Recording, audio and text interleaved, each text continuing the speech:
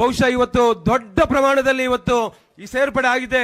ಇಡೀ ಕರ್ನಾಟಕ ರಾಜ್ಯಕ್ಕೆ ಇದು ಪ್ರಚಾರ ಆಗುತ್ತೆ, ಒಳ್ಳೆ ದೊಡ್ಡ ಪ್ರಮಾಣದಲ್ಲಿ ಸಂಘಟನೆ ಆಗುತ್ತೆ.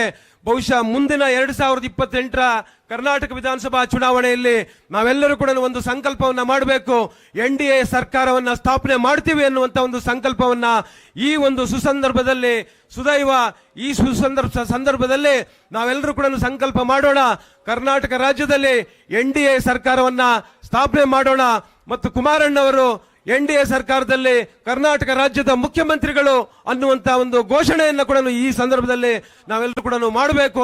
ಇವತ್ತು ನಮ್ಮ ನೆಚ್ಚಿನ ನಾಯಕರಾದಂತ, ಯಾಕಂದ್ರೆ ನಮ್ಮ ರಾಷ್ಟ್ರೀಯ ಅಧ್ಯಕ್ಷರಾದಂತ ಸನ್ಮಾನ್ಯ ಅಪ್ಪಾಜಿ ಅವರ ಹತ್ರ ಕಳೆದ 2 ದಿನಗಳ ಹಿಂದೆ ಅವರ ಆಶೀರ್ವಾದವನ್ನ ಪಡೆದು ಇವತ್ತು ಕುಮಾರಣ್ಣವರ ನೇತೃತ್ವದಲ್ಲಿ ಇವತ್ತು ಏನು ಪಕ್ಷಕ್ಕೆ ಸೇರ್ಪಡೆ ಆಗಿದ್ದಾರೆ. ನಾನು ನಿಮಗೆಲ್ಲರಿಗೂ ಕೂಡ ಒಂದು ಮಾತನ್ನ ತಿಳಿಸಲಿಕ್ಕೆ ಬಯಸ್ತೇನೆ.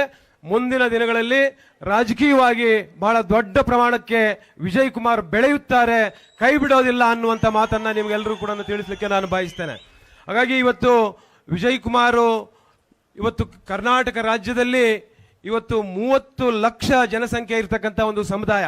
ನನಗೆ ಬಹಳ ದಿನಗಳಿಂದ ನಾನು, ರಾಮೇಗೌಡರು, ರಶ್ಮಿ ಅಕ್ಕ ಅವರು ಎಲ್ಲರೂ ಕೂಡ ಮಾತನಾಡ್ತಾ ಇದ್ವಿ, ಇಂಥ ದೊಡ್ಡ ಸಮುದಾಯ ಇರತಕ್ಕಂತ ಒಂದು ವ್ಯಕ್ತಿಯನ್ನ ನಮ್ಮ ಪಕ್ಷಕ್ಕೆ ತಗೊಳ್ಬೇಕು ಅಂತ ನಾವು ಅನೇಕ ಸಂದರ್ಭಗಳಲ್ಲಿ ಮಾತನಾಡಿ ಅನೇಕ ಸಭೆಗಳನ್ನ ಮಾಡಿ ಕಳೆದ 20 ದಿನಗಳ ಹಿಂದೆ ದೆಹಲಿಗೆ ಹೋಗಿ ಕುಮಾರಣ್ಣವರನ್ನ ಭೇಟಿಯಾಗಿ ಅಲ್ಲಿ ಅದಕ್ಕಿಂತ ಮೊದಲು ಕೂಡ ಬಹಳಷ್ಟು ಭೇಟಿಯಾಗಿ ಬಹಳಷ್ಟು ಮಾತುಕತೆಗಳನ್ನ ಮಾಡಿ ಇವತ್ತು ಪಕ್ಷಕ್ಕೆ ಸೇರ್ಪಡೆ ಆಗಿದ್ದಾರೆ.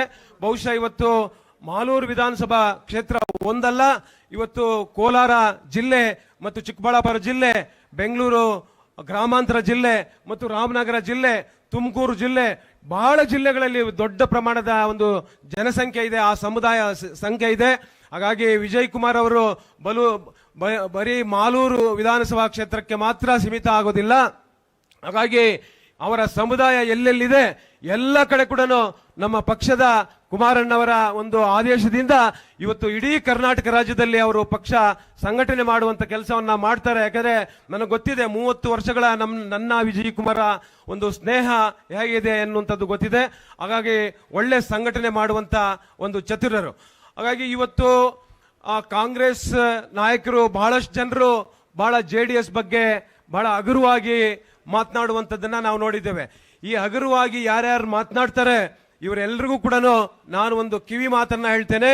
JDS ಪಕ್ಷ ದೇಶಕ್ಕೆ ಪ್ರಧಾನಮಂತ್ರಿಗಳನ್ನ ಕೊಟ್ಟಿರ್ತಕ್ಕಂಥ ಪಕ್ಷ, ದೇಶಕ್ಕೆ ಕೇಂದ್ರ ಮಂತ್ರಿಗಳನ್ನ ಕೊಟ್ಟಿರ್ತಕ್ಕಂಥ ಪಕ್ಷ, ಕರ್ನಾಟಕ ರಾಜ್ಯಕ್ಕೆ ಮುಖ್ಯಮಂತ್ರಿಗಳನ್ನ ಕೊಟ್ಟಿರ್ತಕ್ಕಂಥ ಪಕ್ಷ, ಕರ್ನಾಟಕ ರಾಜ್ಯಕ್ಕೆ ಉಪಮುಖ್ಯಮಂತ್ರಿಗಳನ್ನ ಕೊಟ್ಟಿರ್ತಕ್ಕಂಥ ಪಕ್ಷ, ಇವತ್ತು ಕರ್ನಾಟಕ ರಾಜ್ಯದಲ್ಲಿ 100 ಮಂತ್ರಿಗಳನ್ನ ಮಾಡಿರ್ತಕ್ಕಂಥ ಪಕ್ಷ, ಕರ್ನಾಟಕ ರಾಜ್ಯದಲ್ಲಿ 100 ಶಾಸಕರನ್ನ ಮಾಡಿರ್ತಕ್ಕಂಥ ಪಕ್ಷ, ಕರ್ನಾಟಕ ರಾಜ್ಯದಲ್ಲಿ ಇವತ್ತು ವಿಧಾನ ಪರಿಷತ್ ಸದಸ್ಯರನ್ನ ಮಾಡಿರ್ತಕ್ಕಂಥ ಪಕ್ಷ, ಇವತ್ತು ಬೇರೆ ಸ್ಥಳೀಯ ಸಂಸ್ಥೆಗಳಲ್ಲಿ ಲಕ್ಷಾಂತರ ಕಾರ್ಯಕರ್ತರುಗಳನ್ನ ಗ್ರಾಮ ಪಂಚಾಯಿತಿ ಸದಸ್ಯರನ್ನ ಮಾಡಿರ್ತಕ್ಕಂಥ ಪಕ್ಷ, ತಾಲೂಕ್ ಪಂಚಾಯಿತಿ ಜಿಲ್ಲಾ ಪಂಚಾಯಿತಿ ಸದಸ್ಯರುಗಳನ್ನ ಮಾಡಿರ್ತಕ್ಕಂಥ ಪಕ್ಷ, ಜಿಲ್ಲಾ ಪಂಚಾಯಿತಿ ಅಧ್ಯಕ್ಷರುಗಳನ್ನ ಮಾಡಿರ್ತಕ್ಕಂಥ ಪಕ್ಷ, ಬೆಂಗಳೂರು ಮಹಾನಗರ ಪೌರರನ್ನ ಮಾಡಿರ್ತಕ್ಕಂಥ ಪಕ್ಷ.